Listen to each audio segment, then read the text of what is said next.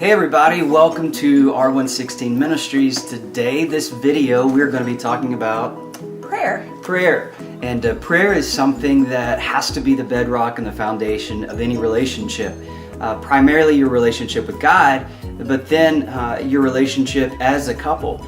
Even if you're not married and you are a single adult, prayer has to be the bedrock and the foundation of your life as well. And so today the passage that we're going to be looking at is 1 Thessalonians chapter 5, verse 16, 17, and 18. It says this: rejoice always. Now, it's not just when everything's going your way. It's not when you and your spouse are communicating like you've never communicated before and everything is just firing on all cylinders. It says rejoice always. And then it says this: pray without ceasing. Give thanks in all circumstances, for this is the will of God in Christ Jesus for you. See, those three verses go right together. Rejoice, pray, and then give thanks in all circumstances. So this has to be part of our life, and prayer has to be the bedrock and the foundation of our marriage relationship as well as our relationship with Christ. For many years, I've talked about prayer, and oftentimes I refer to it as constant communication. CC, just like my initials, CC, so constant communication. In fact, I had a person at our church in Coppell that actually made me a little nameplate that went on my desk, and it said Pastor Clayton Coates, and then underneath it said constant communication. We have to communicate with God all the time, and many times we think that prayer is something that we do with our eyes closed. Well, prayer is something that we do all the time. It's simply talking to God. And especially where we live now, driving in LA traffic, we have to pray all the time, and we need to pray with our eyes open. But prayer is something that we do not just when we need something. God isn't a Christian Santa Claus. That's not why we go to God, is just when we're in need.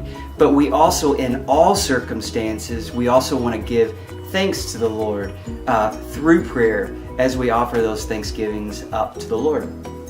So the other day when he was reading this passage as part of our daily devotional, and don't be like, oh, they spend time every day together in prayer. It's 5 or 10 minutes. It's nothing over the top. We're not spending hours or several minutes doing this. It's something quick and meaningful. Well, when he first read it, I thought, oh man, prayer, that's kind of simple. We know how to pray. We already pray.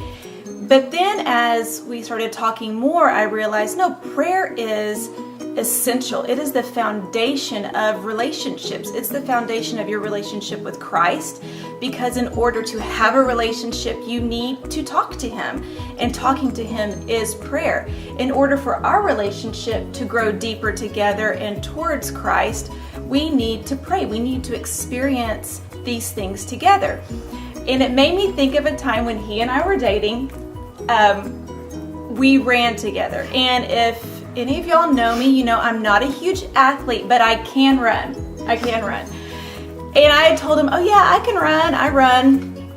And he's like, okay, let's go running. Well, I thought, oh, this is great. We're gonna do something together. This is wonderful. Well, little did I know, he was actually just wanting to know if I had a goofy run or not. Well, fortunately, I passed the test and I did not have a goofy run. Thank goodness. But I got to thinking about how that can apply to our relationship and to the meaning of prayer within a relationship, is that we could talk about it. We could talk about running. We could talk about spiritual things in the Bible. We can talk about prayer. But there's not much weight behind it. There's not a connection behind it until we actually do the praying together, until we actually do the activity together. And so even in your relationships with a girlfriend or with your children or with your parents or in any relationship, not only is talking about it meaningful and talking about what you're going through with someone is helpful, praying that together, coming before Christ together, is really going to melt the two together. It's going to grow your relationship closer together, and then that relationship grows closer together as a couple, as a parent-child, as with your girlfriends, that prayer really is what bonds you together. You know, prayer is one of the most intimate things you can do together as a couple. That's why in a dating relationship, I really advise couples to not spend a lot of time in prayer like you would in a marriage relationship, because it's so intimate. When you connect on a spiritual level, that's much more intimate than just connecting on a spiritual level. And prayer is what allows you to do that.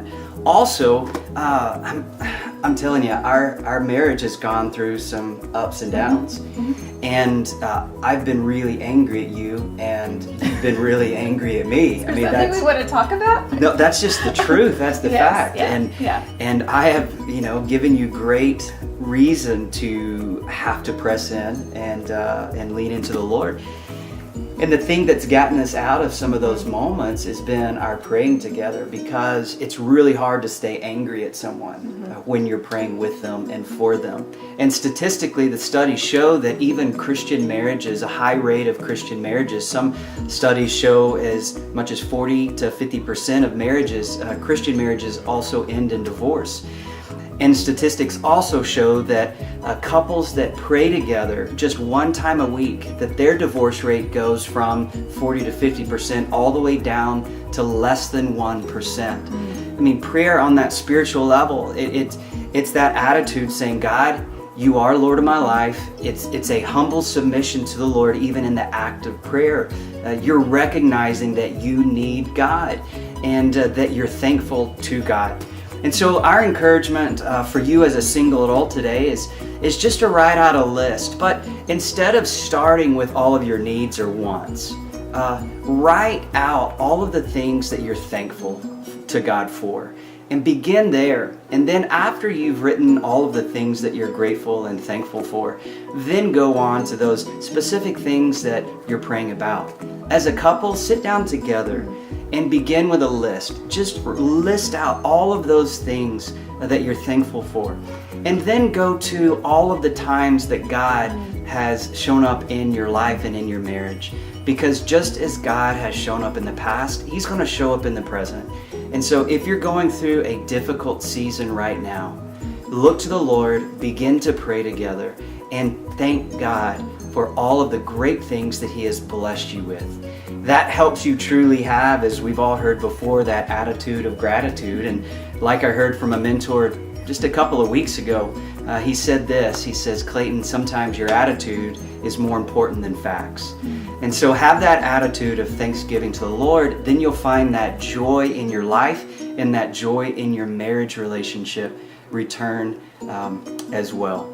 So do you have anything else to add? Oh, I always have something to add, but I'll save it for another time. All right. Well, thanks for tuning in, and we'll see you next time here on R116 Ministries. Be blessed.